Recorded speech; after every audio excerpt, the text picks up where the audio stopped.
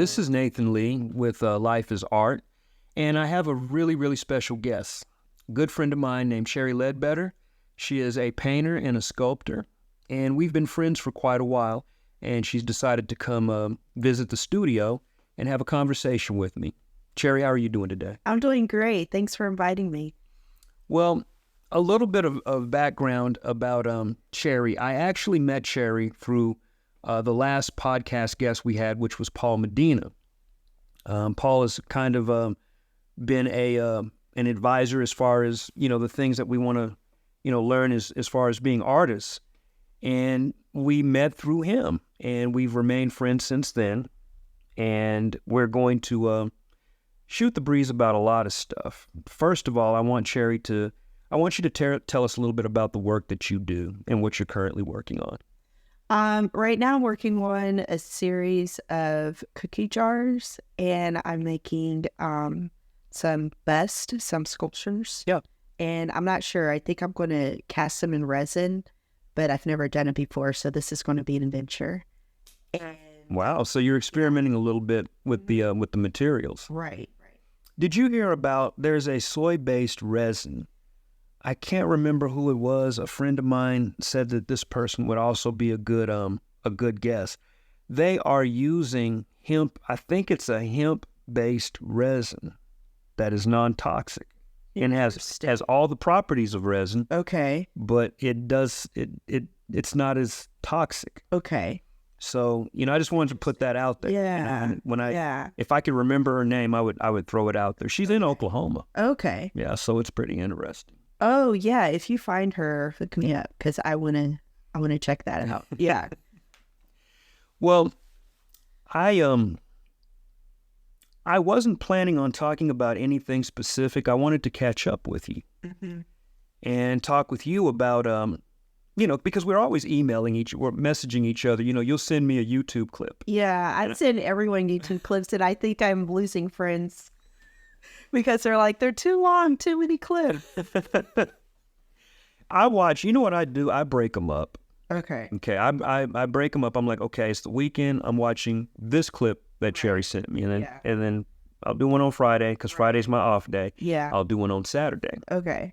And I will say that both of us are very socially conscious on things because that's the majority of what we send each other. Right. So, being those type of people, I have a question. Do you think art is becoming as social as society is right now? I mean, do you think art is reflecting what's going on in the world, or is art doing its own thing? I live in a bubble. Okay, so honestly, I feel like I live in a bubble too. But I don't. I guess it depends on what kind of art you're talking about. Well, You know what I'm saying? because Visual art. yeah, So I do think there are visual artists that I think that are trying to reflect society, but I think in general, I'm gonna say no. and Say no. I've wondered because now art was the ultimate form of rebellion. You think back to things in protest, and we've been protesting so much. There's been a protest. It seems every other month there's something going on. Right. And, as well as I do, protest is the beginning of revolution. But when I look back at art in the past, the art was right alongside. I mean, because we can't do anything. We're not revolutionaries. Right. We've got our talent, which is what? Yeah. Making stuff. I don't know that artists are as revolutionary as sometimes they've been in the past, like you were saying. Right. I kind of wonder if people, including artists, choose to be revolutionary and against the grain when it's safe to do so, because nobody wants to offend anybody these days. Okay. So I'm wondering if some of the things, because I have seen some art that comes from different segments. None of it is standout. We don't have major famous artists making these big statements anymore. As a matter of fact, I can't remember I can't remember us really making a new movement outside of what we had in the past. You know, we're still identifying with past movements. Right. So there isn't a lot of movement, but I'm just kind of curious as to whether artists are now playing it safe. And my point is, it's safe to be a quote-unquote socially aware artist, but everybody seems to be saying the same thing. Is anybody who's in that realm saying anything different? That's something I wonder. I don't know. I'm not that, I feel like I'm not really in the scene to that level. And I'm not enough either to be an expert. It's just like, you know, you get your feed Yeah. and you're looking and it says, okay, well, this artist is exploring gender and feminine, you know, related. And my thing is I dig it. But it's gotten to the point to where when things are streaming in, Yeah. I know exactly what they're going to say. Right. And I'm wondering somehow if you know, we as artists have become spooked. Yeah. Are we now afraid of getting canceled? I'm not afraid of getting canceled because you know, nobody knows me outside of Oklahoma. So who's going to cancel, you know, poor little Nathan? Right. No. Yeah, I think so. I think like first of all, I think it's hard to make a living as an artist. Yeah. So why would you do anything that messes up a possible career if you don't have one already? This is true. You know what I'm saying? And then you have the gatekeepers. So depending on what you want to do, whether you want to go into a museum or a gallery or whatever, you have to be somewhat appealing to them. Do you think that that's fair though? I mean, because it's like the one thing about art was we were urged to be rebels, but now it feels like, and again, I live in a bubble. Yeah. I live in a bubble that is informed by whatever's streaming to me. Right. But do you think it's fair that we have to be a certain kind of rebel? Because doesn't that automatically eliminate you being, you know, an artist that's pushing boundaries? If you're saying what is acceptable. Right. You know, no matter what vehicle it is. Right. I just, you know, I kind of wonder about that. And I'd hate for artists to get trapped in an area to where they're afraid to experiment with ideas, especially the conceptual artists. Okay. Because how are you going to navigate that if you're worried about what somebody's going to think? But on the other hand, your very being was based off of pushing a boundary and not necessarily caring what somebody thought. That's what made you the artist that you are. Yeah. So I don't know. I get the impression that a lot of successful artists, maybe not a lot, but the ones that I've noticed tend to come from higher education backgrounds. I don't know if there's, you know, so I think there's some possible editing that's going on, maybe. I don't know. I'm just guessing. So people have to present themselves a certain way, you know, when you're at that level, and it makes sense because you're a professional. But also, I'm guessing like to have a career or to be a certain way among your peers, you need to, you know, be a certain way.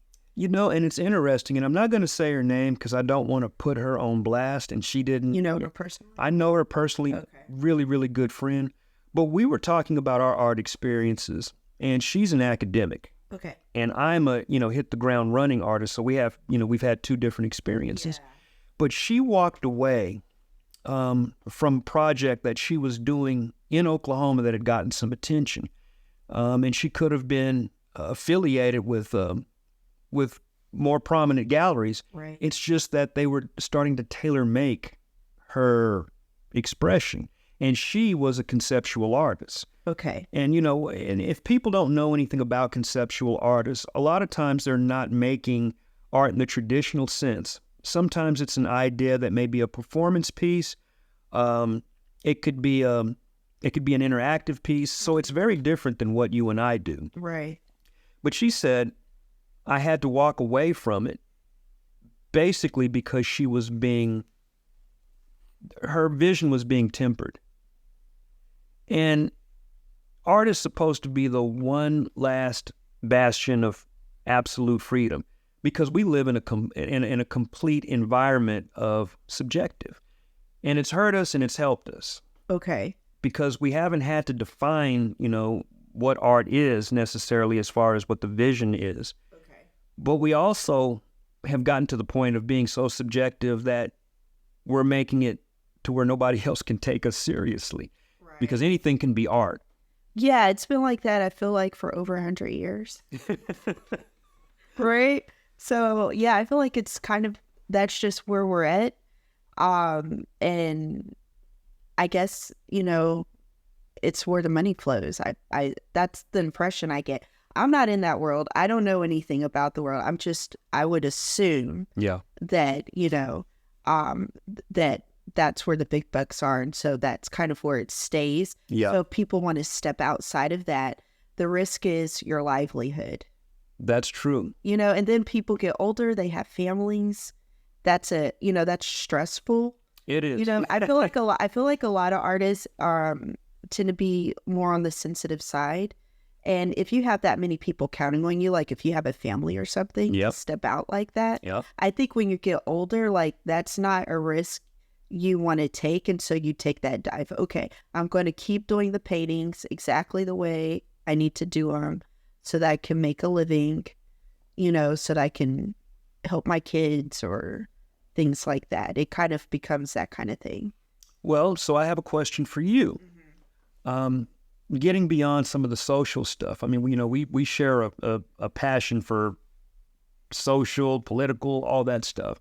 But personally, you as an artist, do you see yourself finding a niche where you're just comfortable, or do you have any extra plans to move forward? Are you interested in that world? Because we're talking about it like a big scary monster, and there are some things that are scary about it. Yeah, that's true.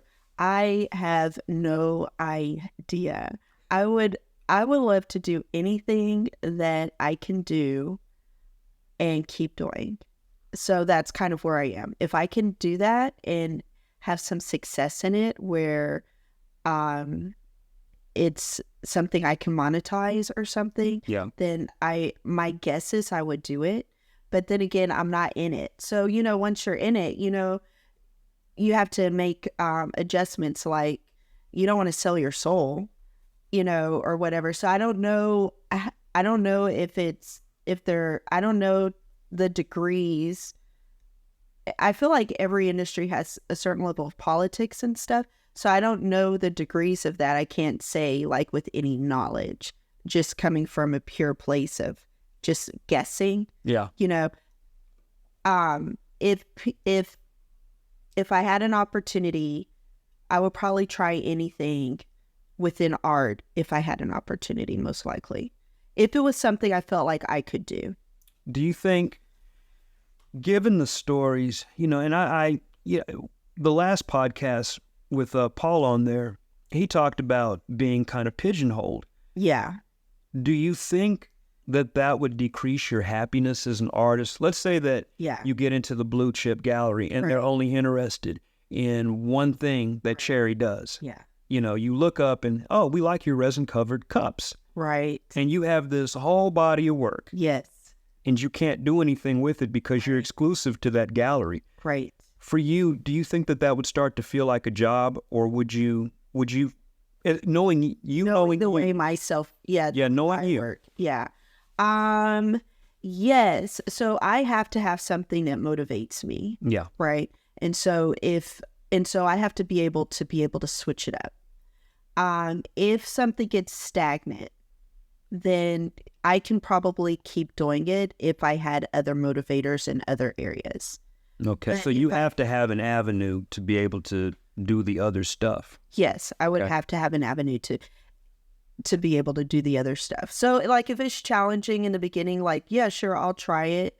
But then when it gets to the point where it's, like, no longer challenging, and then it's, kind of mechanical and people are bossing me around, then I'll probably be like, no, I don't want to do this because now it's kind of affecting my sense of self. Yeah. You know what I'm saying? Because my personal challenge is no longer there and I can't keep growing or I can't keep doing things that I want to do.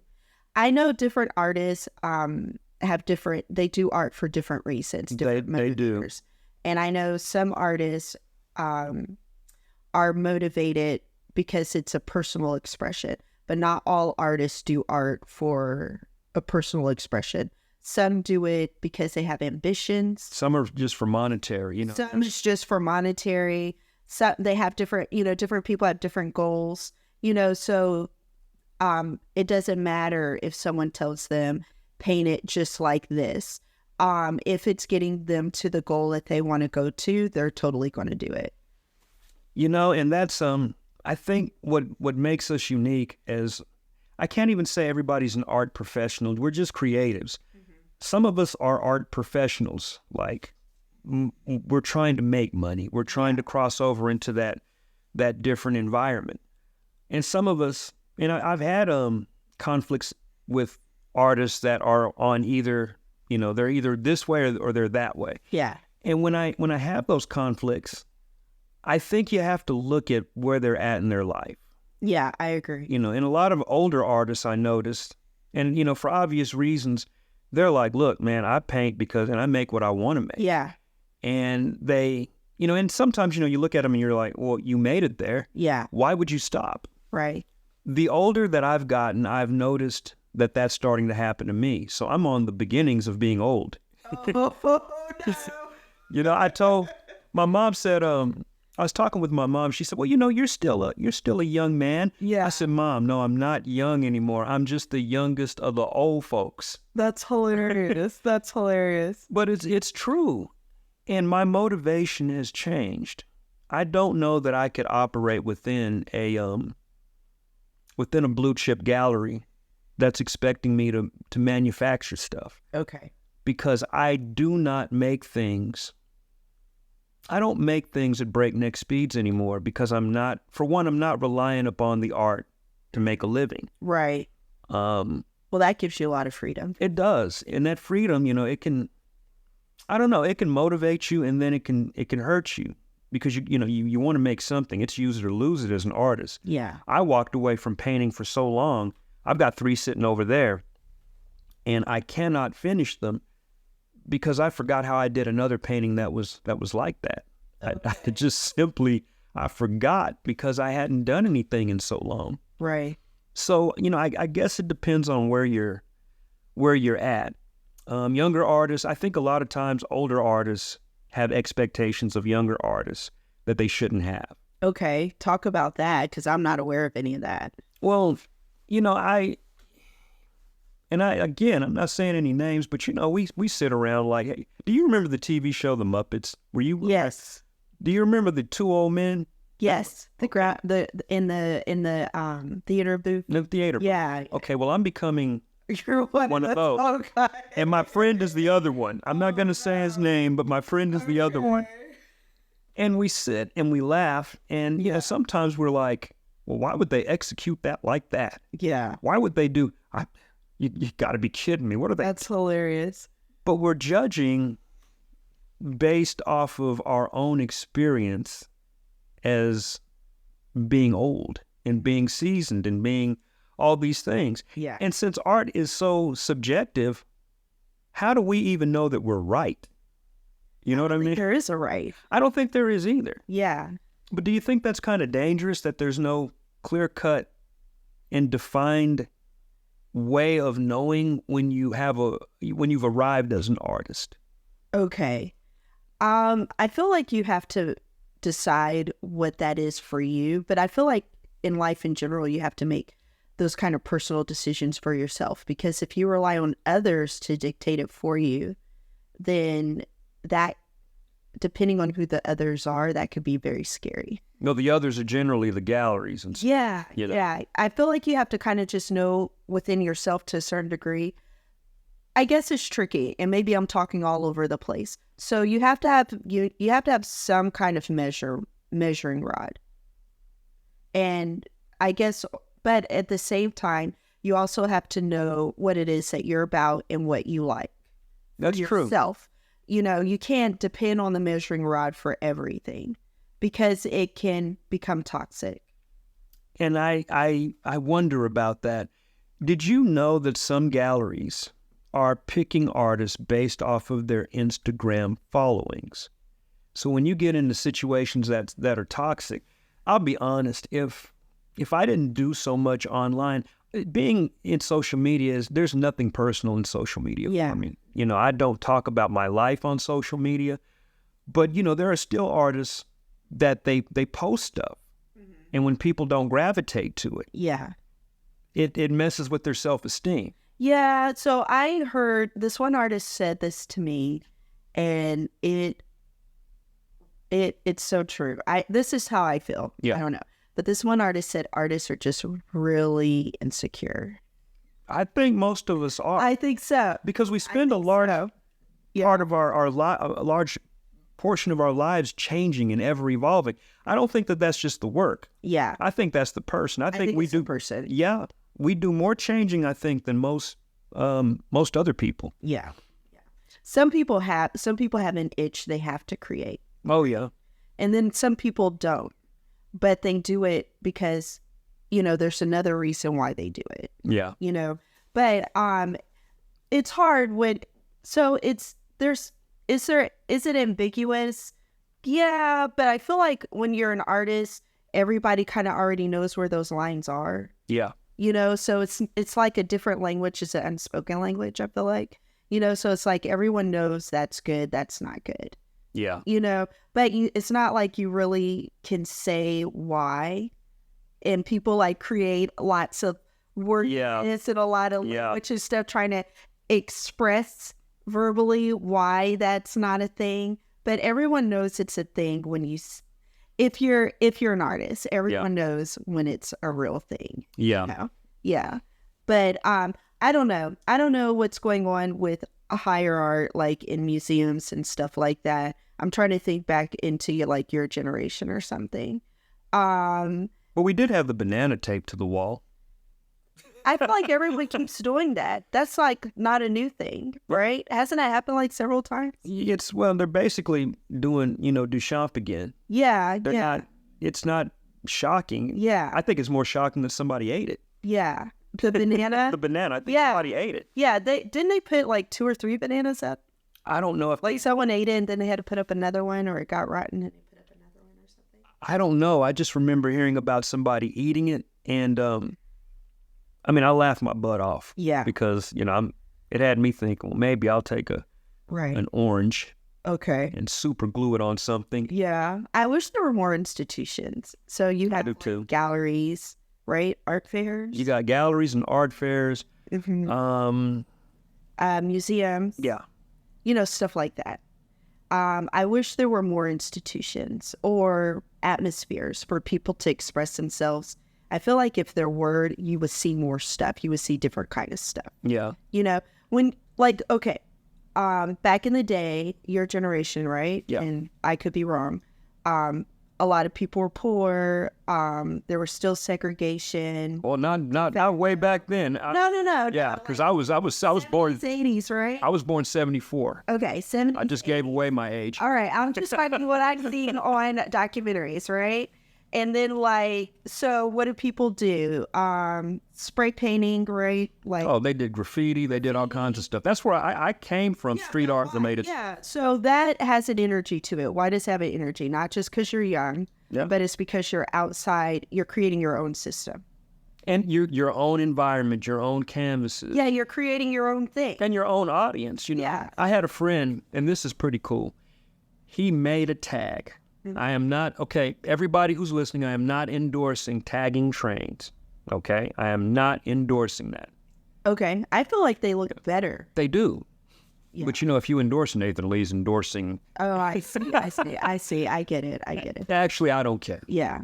But he made a tag, and a couple of years later, that same design came back, and he didn't get to finish it. Okay. Somebody else finished it. Okay. So I thought that was... You have an audience that's now participating in your work. Mm-hmm. And that to me, going back It's alive. It's alive. Going back to the original, what we started out talking about, and I don't care if we're all over the place, because this is catching up. Mm-hmm. That's what this podcast is me catching up with Cherri Ledbetter. Okay. But going back to the original topic, I think that's more of a revolutionary act than some of the work that's being done that is safely revolutionary. Okay. Because that one piece connected people that had the same idea from who knows how many miles away. Right. Whereas today's connection is sanctioned. It's like, well, you can be revolutionary as long as you don't offend this. Right. The two artists that were involved with the train that didn't know each other, had never met each other, didn't need permission to do what they were doing. They simply converged on an idea, and it ended up being its own unique piece instead of just being, well, I'm going to finish it the way that I want this artist might want me to finish. Right. I just finished it the way that I saw fit. Yeah. And I think you get more variety of expression when you have that freedom to make those choices.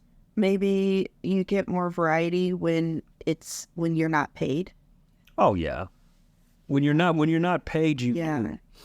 But a lot of artists aren't paid, but they want to be paid. Right. So they do this because right now it's in style to be a certain kind of woke. And it's not in style to be a certain kind of, to not be a certain kind of woke. And that's something that we can talk about if you want to venture there. Sure, go there. Yeah, we'll go there. But what we're going to do right now, I'm going to refresh on some coffee. Okay. And we're going to take a break. Okay. And then I will be back with my good friend Cherri Ledbetter for round 2.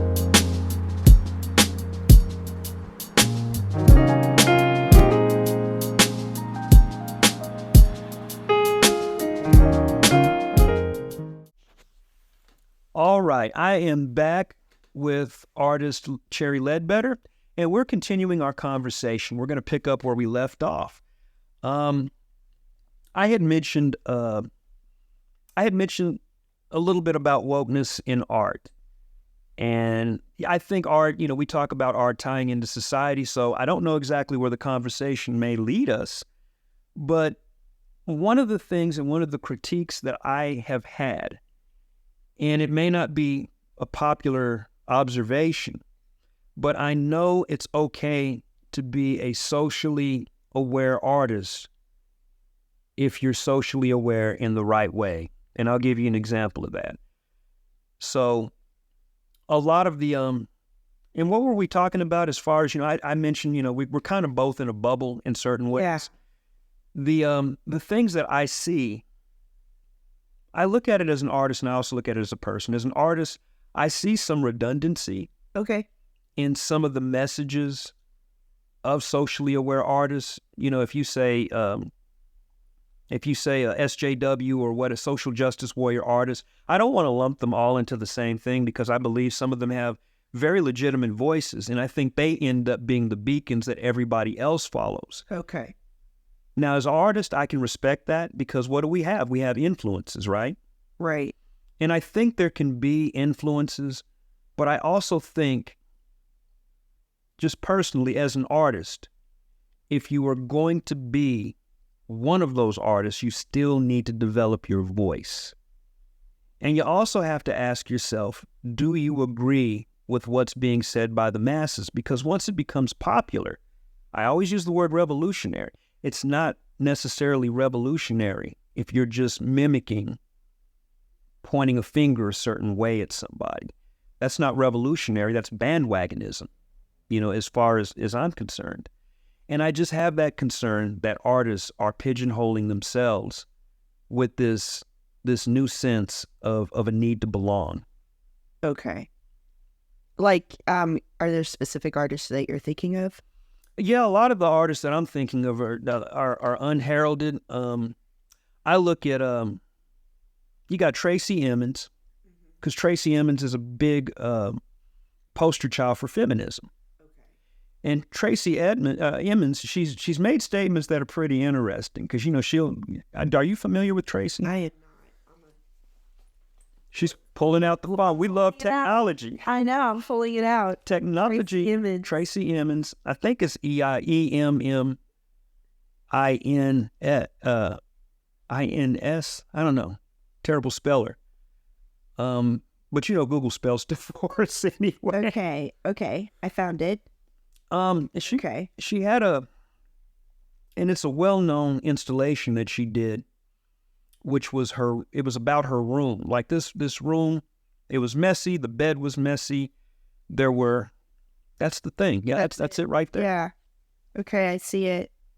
And she has been, and I don't necessarily know that Tracy, set out to be an icon for feminism, but there's a lot of people that have taken that vision and run in a certain direction.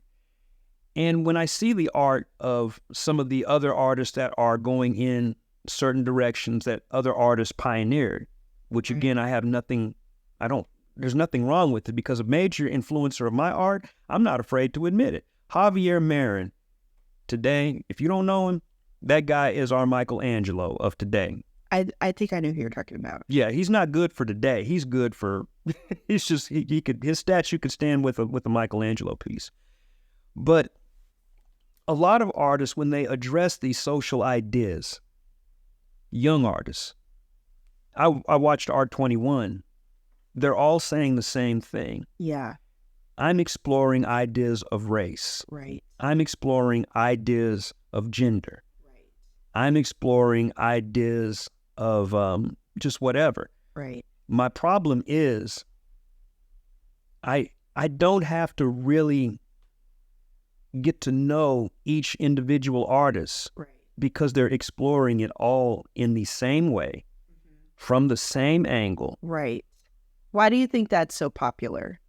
I think you know what I'm saying? Like, I'm sure there's a lot of artists out there that are exploring other things, but they don't make the cut because what they're exploring is not what, is in vogue. Or I think it's a lot like other art forms, like, with music, when something hits, the sound starts to sound the same. Like artists come out that are kind of reminiscent of that artist. Right. And the industry says, okay, well, how can we quickly manufacture that sound? SoundCloud rappers. I just discovered SoundCloud rappers.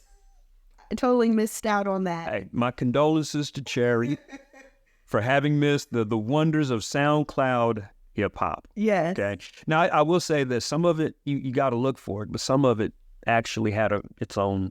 Right. It was okay. Okay. But a lot of these artists that jump on these proverbial bandwagons, they drown out the voices. And I guess this is my critique. Right. They drown out the voices of other people who have a different perspective, because that perspective makes them uncomfortable. Okay, that's fair. So then would that be, is that like the canon, or would that be like the curators? I think the curators. Would that be the institution? I think the institution has jumped on that bandwagon. Okay. I think that from top to bottom, curators, because you're not going to find pushback voices in galleries. Right. Pushback voices have to find a way to be heard. Okay. Now, do I agree with all pushback artists? No. Do I disagree with them? No. Would you consider Jeff Koons a pushback? I consider Jeff Koons a non-participant. What? Talk about that. Why would you say that? My thing is this. As a businessman, Jeff Koons is absolutely, he's on point with what he's doing. Right. Him and Damien Hirst. Yes. It doesn't really matter if I say anything negative about them. They're not going to have a conversation with me. Yeah, that's okay. Yeah, totally true. Yeah, I don't care. Yeah. I don't know that I would care if they did. Yeah. But these artists, the criticism that I have, for one, is artists have had factories before. Right. But I think that there was a central message in people like Warhol. Warhol knew that the manufacturing of his work was the art form. Yeah. I think And I'm not in the mind of Jeff Koons. I don't know what he's thinking. Well, I mean, that may be a blessing. It might be. But I don't look at him as a participant because his work is saying nothing except I am a sculpture of a balloon dog. I am Bubbles the monkey. Yeah. I don't really. So the reason why I brought that up is that I'm not really sure. So like, I guess sex politics, racial politics, there's a lot of, I guess, intellectualism in it. There's a lot of wordage, a lot of thought behind it, or people say a lot of things, or you look at it and there's a lot of thoughts. There are. Or things said, and they kind of sound very similar, but, and then you get other art that doesn't appear like it's coming from, it kind of looks like it's coming from a different place. It doesn't 100% appear like it's coming from school. Yeah. So, I mean, not saying that the artist isn't schooled, but it doesn't look like it's coming from taking certain courses. There's not the same level of refinement, and there's art that can be appreciated on ends. Right. I'm wondering if the institution itself that puts these artists out, if they are having an influence on the vision of the artist from a social standpoint. They're not just learning how to cultivate being an artist, but they're learning how to think. Yeah, and how to express themselves and share their views. I would assume. I don't know. I could be wrong. But what if the institution already has a way of looking at things? Does that help or hurt the artist form that vision to where, and I'm not saying that it's prerequisite for you to have pushback against anything. Right. I'm saying have the ability to, if you know something to maybe not be true, right, or you have your own voice. How do you, to teach an artist how to cultivate his or her or their voice? Yeah. Are institutions doing that, or are we churning out people that are more likely to be, oh yeah, me too, I'm one of those, without having an understanding of what it even means to be one of those? Okay. When I look at a lot of work by feminist artists, and I guess, I could probably get in trouble for this because, if you say anything against certain groups, it's looked at as a jab. And I want to assure people it's not me making a jab. Right. But there are some really amazing artists that identify as feminists. And then there's some artists, and I about know what the imagery is going to be. It's going to be a woman that is provocative. It will have some type of reference to her private parts. Right. That's so true. And it will look a certain way. And I'm like, okay, so I get it. You're showing a JJ. Not gonna say a word. You're showing this. You are overtly sexual. Is there anything else about feminism that can be said? And there's a lot that is. I'm just thinking about the groupthink as far as style. Okay. That's starting that's really permeating everything. What topics do you think are not being addressed? Because if I'm thinking of like art or conceptual art, well, you know what I'm saying? Okay, let's look at this. Like, I would love to see a woman who is an expression of feminism that also talks about the consequences. Now that you have that equality, are there any insecurities in that equality? There's a bill, I think, that's being looked at to include women in the draft. Well, that would be the ultimate form of equality in the minds, I would assume, in the minds of a feminist that truly is interested in equality. Okay. Now there's a new insecurity that you might have because you're now in a realm that you had, in a space that you hadn't occupied. Well, what does that look like? How do you translate that anxiety, if there is any of that anxiety? Right. It's got to go further than, I am woman, hear me roar, see my genitals. It's got to go deeper than that. And when we're talking racially speaking, it's got to go deeper than being in opposition of somebody that isn't of your race. It's got to go deeper than, a psychology as to why people think that the way they do. Because racism itself is a very nuanced thing. Like, do you feel like, because I'm not seeing, and maybe because I'm underexposed, I'm not seeing a lot of art that's, I guess, racial politics that's going against another race. I'm just seeing a lot of people painting themselves or painting people of other races doing things. That's what I'm seeing. I've seen it. You know what I'm saying? And then they'll make statements that have to do with, like, I don't see a lot of Asian women, so I'm going to paint an Asian woman representing this or something like that, right? But I'm not seeing them saying, like, they're going against, unless I'm missing. When they say there's coded language of against. So when you make a piece of art that's talking about oppression, there has to be somebody oppressing you. Therefore, it's against something. It's speaking against an injustice. Where is that injustice coming from? Now, some artists, I'm going to say this, some of them are so good. Yeah. And these are the ones that I like. Okay. They're so good at their presentation and the thought behind how they want to show the opposition. Right.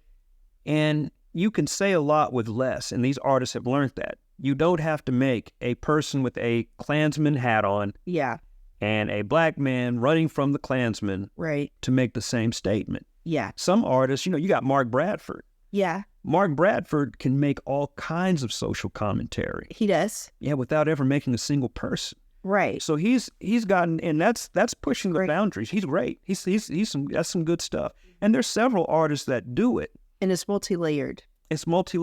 Yeah. Even like where he gets his material. Oh yeah. Everything. It's all integrated. And it seems authentic. And being a guy that gathers materials like his junk and stuff, I really gravitate to Mark Bradford. But we still have artists that are doing things that are very reminiscent of Basquiat, and it's like there's an archetype that we've adopted, and I think a lot of these artists are recycling not only.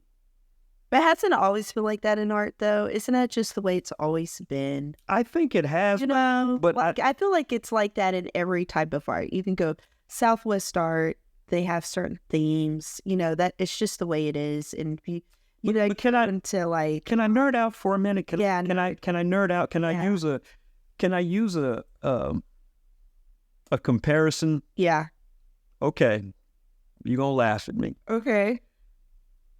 Video games. Okay. So when you had 8-bit video games that were Nintendo, right? They could do a certain thing. They were video games.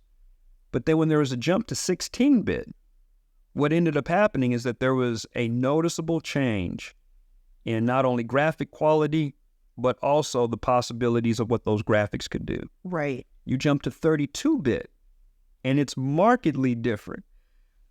What I noticed with video games as we got closer to 132-bit, 164-bit, and then bits not mattering, those leaps started being less and less observable. Right. And I wonder, and I know there's some people saying, what a nerd. I'm very sure that some of my coworkers, if they hear this, are going to be like, my gosh, Nathan's a nerd. Okay. And I embrace it. Yeah. The leaps as far as pushing our expression, because now the video game programmers are lazy.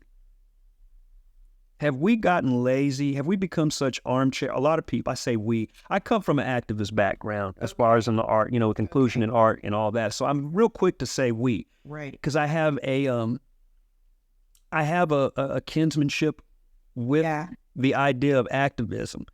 Have we gotten to the point to where those leaps have become smaller and smaller, and we're becoming more and more lazy? So we're not even pushing the boundary. We're just kind of clicking the button and being like, oh, yeah, I do that too. Oh, yeah, race, bad cop, black cop, white cop. Instead of trying to even examine the psychology of the people involved. I think that would be controversial. I'm not putting that out there that somebody should. It's just an example of examining a particular situation from a different vantage point. Because you can talk about, I don't even want to I don't like getting into just overtly racial, things, because we have so many things to talk about. Mm-hmm. But when we're talking about activism, we generally know the position of the activist as an artist. They are going against something. What is the motivation of that something they are going against? The examination of that, if you're going to be that type of artist, there's some artists that just paint trees and they're like, I'm good. Thomas Kincaid, hey, you painted trees and you're good. Yes, there are great trees out there. There are great trees out there. Yes. And I believe my job houses some of the best images of trees ever created for a non-creative community. Yeah. That's a whole other topic. That's another podcast. I just like the idea of activism being authentic. Okay. You feel like it's manufactured. I think it's becoming manufactured. You feel like there's some posing. I think there's some posing going on. I believe woke art is now getting a wrongly, a maligned label now. I think it's beginning to, because, there's so many articles on the fall of woke this, the fall of woke that, but woke is necessary. I think woke needs to evolve into aware. I think there are people that are woke and they've forgotten what woke means. Okay. Woke doesn't mean beat a dead horse that is going nowhere. Yeah. Woke means, for me, different stages of a process. If you've identified through your work, and I'm speaking completely as an artist, that there is a problem. Yeah. You've shown the problem. Mm-hmm. You've shown who is the victim of the problem. Right. But have you thought about showing how the perpetrators of the problem come into being? Have you thought about the entire human context of that, all the psychology, all the way around? And I think because if you do that, if anybody is humanized outside of the victim in the situation, then you're going to be labeled as a sympathizer of the victimizer. I mean, but have you seen that happen? I just feel like, there's limitations to different art forms. I think there's limitations, but before we push them. But where have you seen that happen? I haven't. I mean, maybe it has. I don't know. I've never seen. Well, with regurgitated art, I should not be able to know exactly what you're about to say before you say it. If you are a specific type of artist, I don't think that I should be able to tell 5 artists their story before they've told me their story. And I think that's the creatively speaking, that's the problem. I think I'm probably having more of a creative issue than a content issue. Yeah. With those artists. Do you think it's an age thing? Because I feel like you're talking about a lot of artists that are young. I think it could be an age thing, and I think there's that part of me. And this isn't fair. Remember I was telling you about the old man? Muppets? You got this inner old man. This inner old man. And he is just there. Yeah. Yeah. And it may not be fair, but it's almost like, youngster, I'm just trying to help you understand that there's a million ways to say something. And that young person. Back in my day. That's exactly. That's how you know you're old, when you start saying back in my day. Oh, yeah. I do that on the job too. Are you serious? Somebody's like, I can't lift that. That's heavy. Well, don't you understand that when I first started, we not only lifted 50 pounds, we also, I didn't need an electronic pallet jack to get around the warehouse and do all. My goodness. No, and it's just this gruff. I am becoming an old person. That's what you should name this podcast. I am grumpy old man. Be a grumpy old man art. But what would that look like? What you're saying, what you would like to see. I'm just hearing what you're saying you would like to see. And what would that look like? I think, because I'm not as exposed, but I'm not seeing anything that's against a group. I'm not seeing, and maybe when you see certain art, or feminist art or something you're feeling like it's against? I'm not seeing anything that comes across to me like it's against. I'm not like maybe like back in the day, like there's some political art that but if we look at and I haven't even included film in art. Yeah. And I think I see it more in film than I see it in a lot of places. Right. When I see against, a majority of men, I have to say, we aren't rapists. A majority of us aren't. Right. But there's a sizable number that it has become a concern for women. And here's my position on that. If a woman is talking about there is an issue as a fellow citizen, we share this rock together. Right. I have to look at that and I have to investigate it. So I will not devalidate a woman who is saying that she has been the victim of a sexual predator or something like that. But when you get, and I have seen art forms to where the man is depicted to be a sexual predator. Now we're talking about rape culture. In order for there to be rape culture, that means a sizable amount of people are subscribing to that very type of behavior. And that bothers me, because what are we both very quick to say? I don't know anybody like that. Right. Well, apparently somebody on the other side does. That's true. And the same rings true for men. Many men are having the exact same conversation that I'm having. Now, a lot of that comes from Hollywood-related stuff. Franchises are being destroyed because of a strong woman presence in film, which is funny to me because I think about Sigourney Weaver. I want her. I'm on her team. If we get an alien attack, I'm on Ripley's team. Come on, man.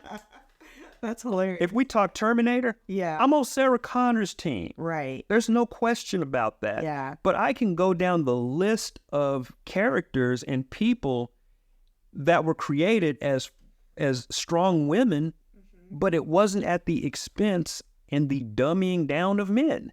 And I think, that pendulum that we were talking about swinging, I think that we're in danger of the pendulum swinging in a ridiculous direction one way. Right. And I'm worried that the repercussion and the non-participation of men is going to result in it swinging way back the other way. And we've got a problem in the opposite direction. Yeah. So I'd love to see art be a vehicle that steadies the ship, because a lot of times art is the only sensible voice in the room. I've said it once and I'll say it again.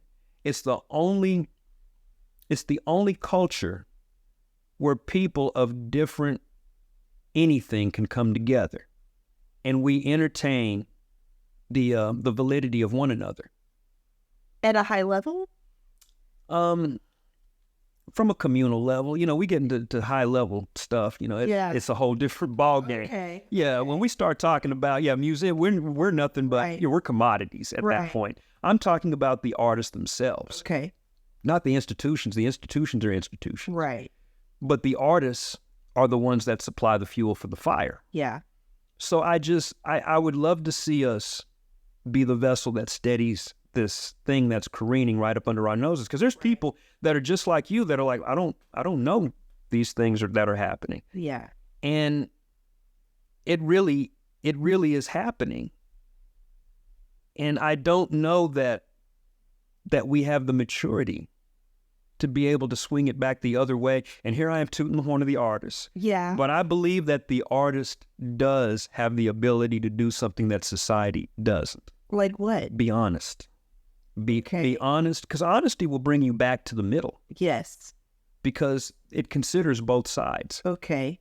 And if you're honest, and you're also righteous, that means that you have a chance to mend both halves, because you can't be righteous ignoring one or the other. Okay. So I'm just, and here I am being philosophical and stuff. Right. So then it's like, so what would that look like? What art would you say that's honest art? An honest piece of art. What is the last honest piece of art that I saw?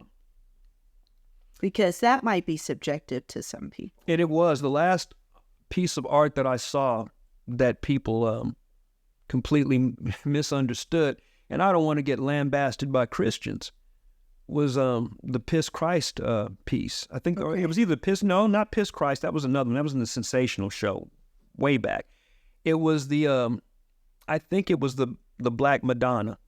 I haven't seen that one. it was made with dung. Oh, I think I have seen that one. But here's the problem. Okay. The thing is it was immediately ripped to shreds, but if you knew the artist who made it, tribally speaking, what dung was used to create and the value of it was incorporated. It was something of value. Right. And because it didn't fit, right, it was completely... But is the artist not American? I think the artist is African. Okay. Yeah. Okay. I'm going to look that up. Yeah, look up the history of that. Yeah. Yeah, it's hard to say because, it's a communication art. It's a way of communicating art, Yeah. And so part of it is, are you communicating well? And I guess that the iota is on the artist to be able, because if you're trying to reach a base or a person, they have to be able to understand you. And I guess that, would you think that that's our responsibility? Wouldn't you agree? If we're trying to communicate a message, isn't it our responsibility? I would presume, of course, I don't know. I don't have a master's in art. Me neither. Okay. I would presume, but I could be completely wrong, that would be what would be taught at that level. Yeah. Which is how you communicate. But I could be completely wrong. That may not be a thing at all. You see, that's a weird area. When a person doesn't get it, is it because it didn't say it right or because they didn't get it right? I looked up the image. Oh, wait. Let me see. Is this the right one? Let me see her. Is this it? That's her. I like it. It looks cool. But some people were offended by it. Okay. Did she explain? Well, the artist, I think it was a guy. I can't. Was it a guy? Chris Ofili? Is that him? I think it's a guy. Okay. Chris I can't say it. Yeah. Ofili. I think there was a lot of, it caused an uproar is what it did. Yes. But is that not part of the design? Was he not? I mean, that's hard. That's hard to believe that you would not know that. Here's my thing. I would think that would be part of the design. We could presume that. Okay. Right? Let's presume that he knew. There's also the chance that his materials themselves might have been offensive, and he might not have even been thinking about the offense being, because it's just a rendition of something. It's a rendition. I don't know that I can't presume that he knew. It would seem like he would. Okay. Okay. And if that's the case, then okay, you provoked. You did provoke, and you meant to provoke. Right. But does that mean that you've done something wrong by giving a different voice on a familiar topic, on a familiar topic? Right. So I don't know. Yeah. No, I hear what you're saying. Because one of those figures behind you, if I said that figure was Jesus' mother Mary with these scars on her and all that, people may take that, and they may run with it. Oh, okay. So I'm looking up on it and I got confused. So in the painting, this is probably what made it where people didn't like it. It said he has cutouts of female genitalia from pornographic magazines. So he decorated the background. That's what that is. So I'm thinking that probably was what the offense was. I'm guessing. We can presume that it was. Obviously, he's making some sort of statement with that. Yeah, between the genitals and that's the dung, strong. It is pretty strong. Yeah. But here's my thing, would it be strong in society if that were the norm? Would we be looking at that like, oh, that's strong if that was accepted, if something else wasn't? Would you still find that offensive? Yeah. I'm not saying that you do. No, I hear what you're saying. Yeah, If putting genitals on paintings was the norm. Right. Is it offensive? Yeah. Or is it not offensive because it's the norm? Does consensus make it offensive or non-offensive?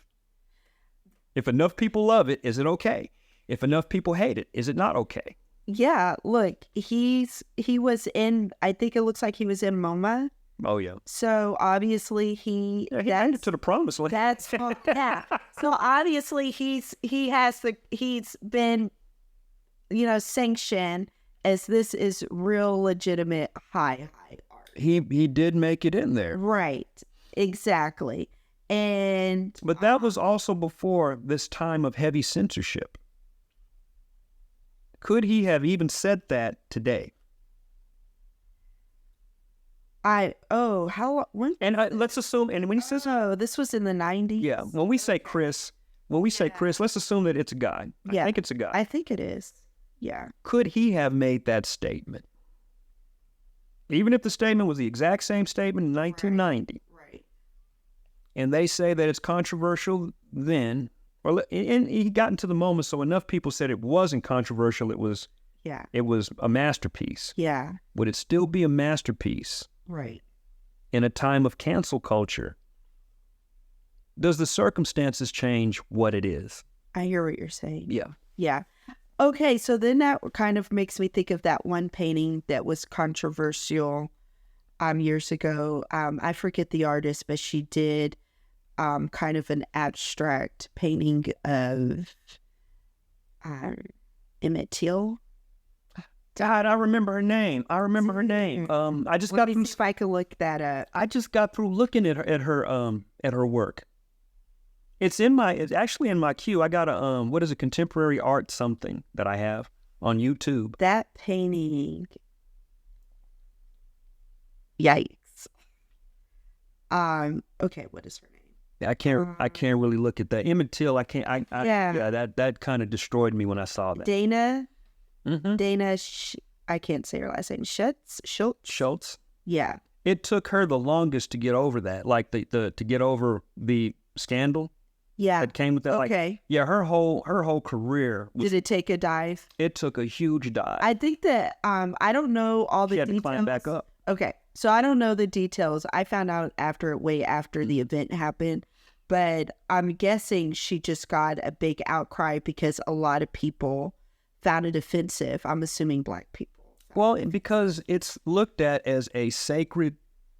That's a you know what I mean. That what happened to him. Why are you painting a dead person? But we've painted dead people before. But him dead. Here's my thing. He's in the casket. I know. I don't want to look at it again. Yeah. So okay.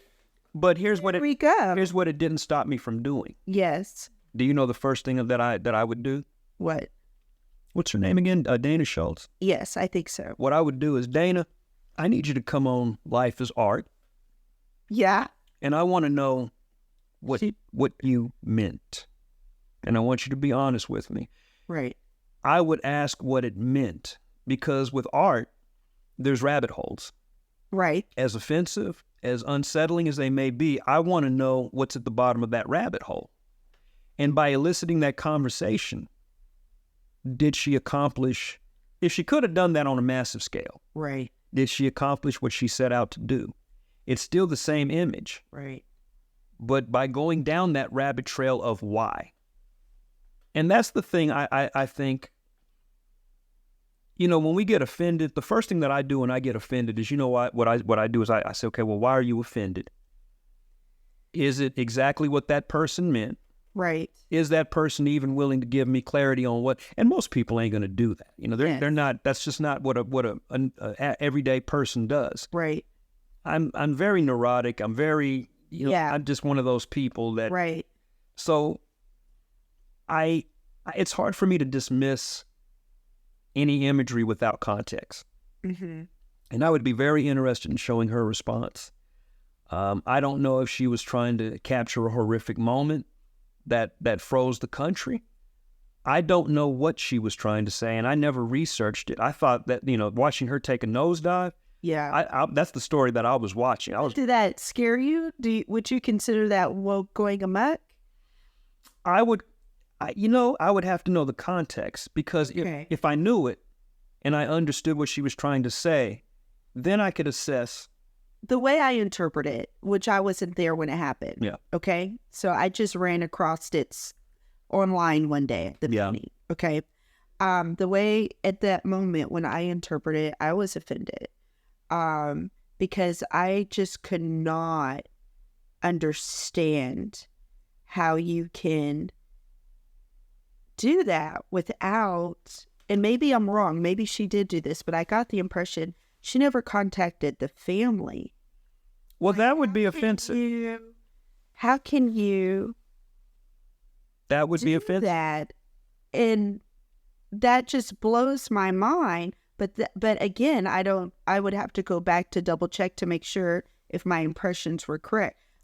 Well, and we just had an artist not too long ago at 1515 that went and talked to the subject, the living subjects of the topics that, because a majority of them were historical African-American people. Yeah. He had one, it ranged from Nipsey Hussle all the way down to an obscure Negro League baseball player. Right. But he talked to them. That was the respect being shown. Yeah. And if she lost everything that she had, she lost her whole crap over that, then that is a blatant disrespect that has nothing to do with the artistic expression. That has to do more with a discard of the family, which I'd be on board, as far as the offense. Yeah. If you're going to undertake that, and the subject matter is not from your own head, but it's from something, right, someone that has descendants that you need to get the green light for, then that could be, even no matter what message. Consider this woke going amok? I would have to find out if it's woke or if she was just ridiculous. What were you trying to say? And that's why I go back to, you've got to ask that question. Yeah. It's just upsetting. And I don't know. I just don't I can't even understand the desire. I can't. You know what I'm saying? I don't understand the motivation behind it. Any of it. I just don't get why that. I would want to know, though. I would need closure as to why you even made it. I think it was like I think they were just doing like I thought it was a show, right? I thought it was a show where they were. Was it a group show or? It was. I could be wrong. I thought it was like a group show at a museum, and I think they were doing something like either historical or racial politics or something. I thought so, but I could be wrong. And see, I don't have to go back and look that story up. Let's make that our homework. Let's go get a couple of answers. Go and explore that, because I'm not sure, but it was just the way it hits. It doesn't land right. You know what I'm saying? It sits kind of funny on the chest there, doesn't it? It's just like, I'm not sure about this. It just doesn't land right. But I think, I don't know. You don't want to judge without knowing everything. And I think we're proving what a lot of artists used to do. The exploratory mind. Yeah. Most people would flip that woman the middle finger and keep it moving. Yeah. And here we are trying to figure out, trying to learn what was, there may be nothing to learn. It may be an empty vessel, and we may probably, we might need to jump on the boat and say, hey, guess what? Yeah. Middle finger to you. We're getting out of here. But we're investigating. Right. And that's why I think I have such a strong position on artist and art as far as, certain social responsibilities and and thinking. I don't want to pedestalize us, but I don't want to discount what we've always proven to be in the past, which is very, very inquisitive. Yes. We investigate, we learn. And that learning, when you're a good artist, it generally goes back into the work. And I just don't want to see that, lost on a label to fit in, if that makes sense in a nutshell. Yeah. So this has been a great conversation. Okay, cool. And I've really enjoyed talking with you about it. And I'd love to continue dialogue about, whatever we can come up with, to talk about. So you know, I want to have you back for coffee. Okay. If you will join Life is Art again. Yes, absolutely. All right. Yes, and you should bring some of your friends. I'm going to bring friends. I think we're going to have. I think we're going to have a group. We'll have. That'll be fun. Yeah. Well, this is Nathan Lee for Life is Art, and I am here with Cherri Ledbetter, and we have had probably one of the best conversations that I have ever had the privilege of being a part of. Share, like, and subscribe if you like the content we're talking about, and let others know. Until the next time, take care.